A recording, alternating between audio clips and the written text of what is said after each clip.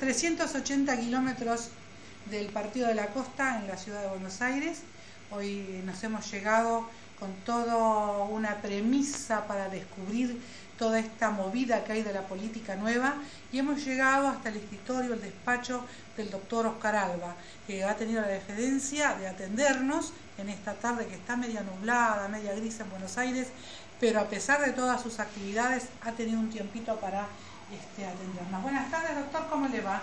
Buenas tardes, Cristina. ¿Cómo está? Bien, gracias. Qué gusto que me hayas atendido, muchas gracias. No, gracias a ustedes por venir. Muchos kilómetros para verlo, pero lo hemos logrado. Está bien, ¿No es muchas cierto? gracias. Bueno, yo voy a empezar con las preguntas porque sé que usted es una persona muy ocupada y tiene gente que la está esperando. Así es. Y una sirena sonando justo que estamos grabando. Suele pasar esto en el centro. Claro que sí, claro que sí. Bueno, como primera pregunta, que muchas personas se deben estar haciendo, doctor, por estos momentos, es que veo que está todo manoseado, como el tango cambalache, ¿no? Así vamos rompiendo un poco el hielo. ¿Hacia dónde va el peronismo? Qué buena pregunta.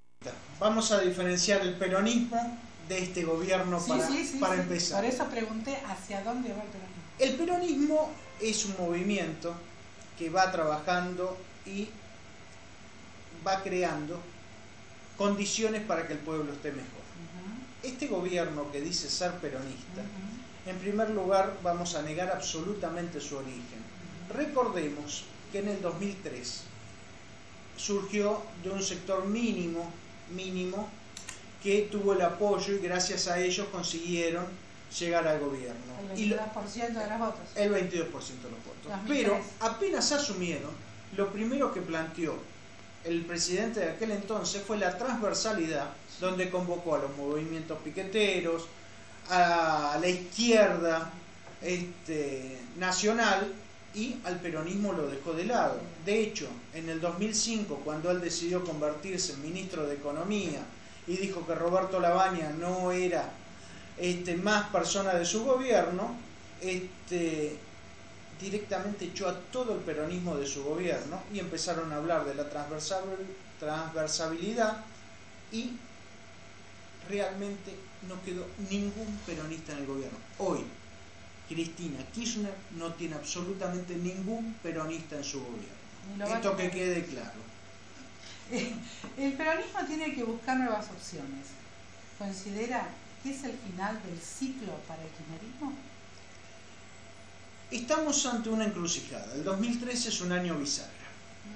Realmente necesitamos, quienes somos peronistas y estamos trabajando por el cambio que nuestra provincia de Buenos Aires y nuestra nación merece y necesita, que el pueblo entienda que no se puede votar más con el bolsillo, no se puede votar más con la prebenda, no se puede votar más con los planes, no se puede votar más con el autoritarismo, no se puede votar más con la amenaza, no se puede votar más amedrentando al pueblo. Tenemos un gobernador de la provincia de Buenos Aires que parece que fuese un delegado del Poder Ejecutivo Nacional en vez de un gobernador que tenga que defender los intereses del pueblo que lo votó. Realmente los bonaerenses nos sentimos traicionados, nos ha traicionado, pero bueno, es una historia que nosotros conocemos. Yo recuerdo la noche que Daniel Scioli fue electo candidato a gobernador, a jefe de gobierno de la ciudad de Buenos Aires, y dejó a todos los militantes y dirigentes que lo habían acompañado en la ciudad de Buenos Aires colgados del pincel para aceptar ser el vicepresidente de Néstor Kirchner. Fue la primera traición. Quien traiciona una vez, traiciona siempre. Y un gobernador no puede vivir de rodillas y genuflexo ante el poder central. Tiene que defender a los bonaerenses. Él estuvo a tiempo todavía de poder proseguir con su carrera política.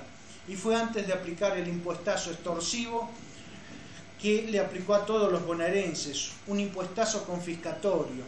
Pero bueno, dejó pasar la oportunidad. Él prefirió seguir de rodillas y genuflexo ante Cristina y de esa manera se retirará a Villa Laniata, en Tigre, a gozar de su jubilación y respondiendo por sus actos ante la justicia.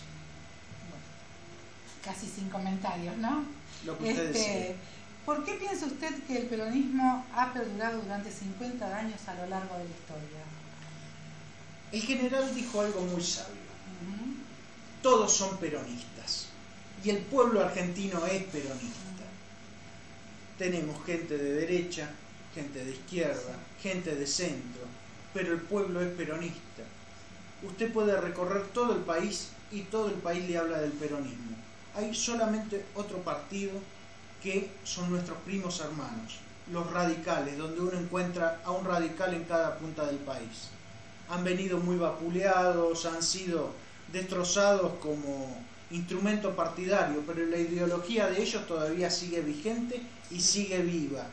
Muchos de ellos hoy, como no confían en sus dirigentes, votan al peronismo.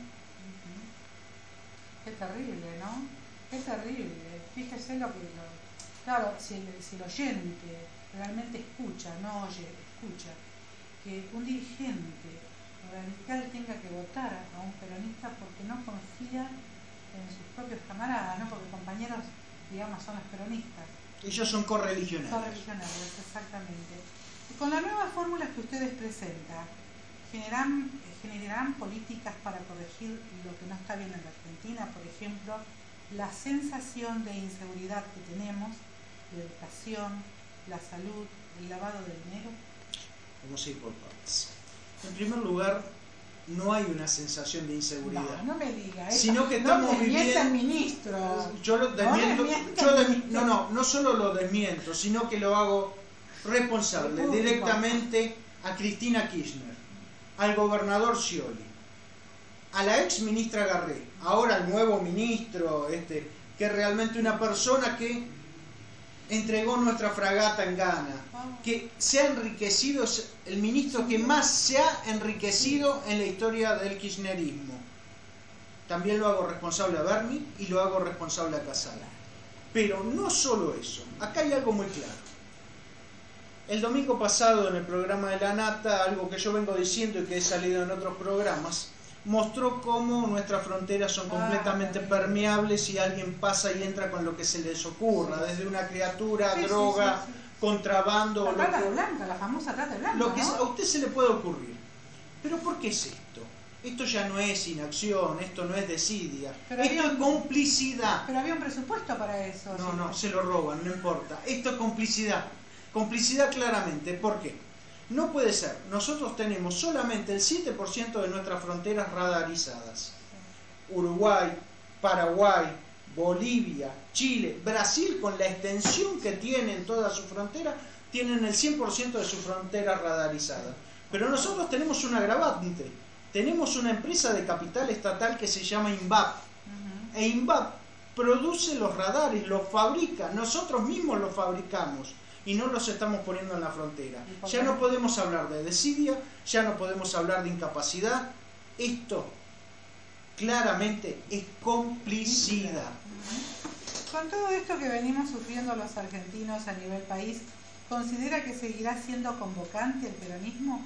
Este gobierno actual hace que la Argentina no sea confiable, porque por ejemplo no pueden ganar un juicio y tratan de arreglar el código. Derogan leyes que están a favor de la ciudadanía, como las cautelares, los amparos, la libertad de prensa y expresión. Cualquiera que piense diferente es golpista. Las estadísticas del INDEC, por ejemplo.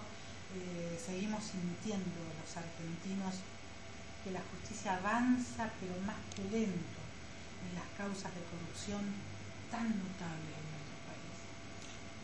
Bien. Es bastante abarcativa la pregunta, por lo cual yo voy a decir, primero que tenemos una década perdida, que es lamentable. Quienes tenemos hijos, quienes tienen nietos, saben que esto es una década que ha perdido el país y ha perdido toda la población. La cantidad de pobres, hasta el 2005 el gobierno venía con una política monetaria, una política económica y una política cambiaria coherente, donde crecíamos a tasas importantes, se generaban trabajo y la pobreza venía descendiendo. Luego, el extinto presidente Néstor Kirchner creyó que sabía mucho más de economía que cualquier economista y empezó a dibujar las estadísticas para no pagar intereses a los poseedores de los bonos, y lo que ha hecho es realmente un mamarracho que todos los argentinos sentimos vergüenza. Los pobres hoy se multiplican, y cuando hablo de pobres, no hablo de las estadísticas oficiales que nos mienten, sino que, como usted bien dijo, nos mienten absolutamente en todo. Y aparte no hay ningún plan de gobierno, esto es la improvisación por la improvisación misma. Cada día ellos se levantan y a ver, qué macana nos mandamos hoy, esto es así, porque no es que tengan un plan programado para ver cómo vamos a ocuparnos de esta gente que está en la pobreza, cómo nos vamos a ocupar de este problema. Lo que le llama la atención a la gente es el silencio desde el gobierno. Cuando piden, cuando reclaman, el silencio absoluto. ¿Pero qué pueden decir? Si son unos incapaces morales, no son hábiles. Este es el peor gobierno de la historia.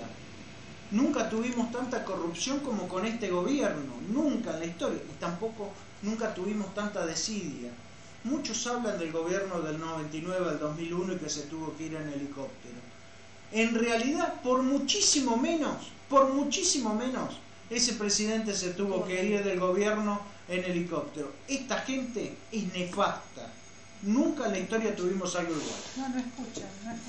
Yo veo la indiferencia total, ¿no? Uno como periodista se pregunta, ¿qué pasa? ¿Por qué no se escucha? Fíjese cuando fue la famosa 125 que salió todo el mundo a la calle a apoyar al campo. Y bueno, no se escuchó nada, al contrario, a Cobo se lo relevó a un costado como si estuviera en el rincón de penitencia. La realidad es que el campo hoy está en la misma situación del 2008. El campo está trabajando completamente a pérdida. Yo no solo recorro la provincia de Buenos Aires, sino que recorro todo el país. Cuando uno va al interior se encuentra que la cadena de pagos está completamente cortada. Los pueblos, salvo honrosas excepciones, como puede ser Marcos Juárez, Rafaela, Pergamino, donde todavía queda algún núcleo de dinero, el resto de los pueblos están en la miseria, con una recesión total. Tenemos una inflación superior al 30% anual. Tenemos una recesión donde los comercios no están trabajando y se sienta la falta de circulante, y eso que esta gente tiene la maquinita de hacer billetes completamente. Y funcionando. Pero hay algo mucho más grave, y es la crisis energética que tenemos. Estamos gastando de 12.000 a 15.000 millones de dólares anuales en la importación de gas a través de los barcos que traen GLP y a través de la importación de hidrocarburos. Nosotros tenemos una plataforma petrolera importantísima en el país, pero no se ha invertido en esta década ni un solo centavo. Y encima estamos pagando, un ejemplo, el gas a 2,30 el millón de BTU y lo estamos importando de Bolivia a 14 dólares el BTU, o sea, casi 6 veces más. Esto es inexplicable, es inexplicable. La cosecha total de granos deja una ganancia entre 12 y 15.000 millones de dólares anuales, lo que significa que la cosecha anual, el trabajo de todo nuestro país del campo, se va en el mal manejo de los servicios energéticos, porque no se han invertido ni en búsqueda y exploración, ni en mantenimiento de las redes, ni en la distribución, en absolutamente nada. Es vergonzoso. Tenemos que sincerar nuestra economía de una manera urgente. Los servicios hoy nosotros los estamos pagando monedas, y recordamos antes de esta década la factura de luz cuando llegaba siempre era un dolorcito. Hoy llegó la luz. Hoy la factura de luz son 50, 60, 70 pesos para todo el mundo. Tenemos que sincerar la economía. Mientras no hagamos eso, esto no va a funcionar. Todos los economistas hasta el momento, hoy, en el día de hoy, ninguno duda que hay que devaluar. Ninguno, absolutamente ninguno. Todos tienen la certeza. El gobierno lo niega. Está instalado. No podemos tener un dólar oficial de 5 con chirolitas y un dólar paralelo de 9 pesos y algo. Es un 80% de desfasaje. Es imposible de mantener.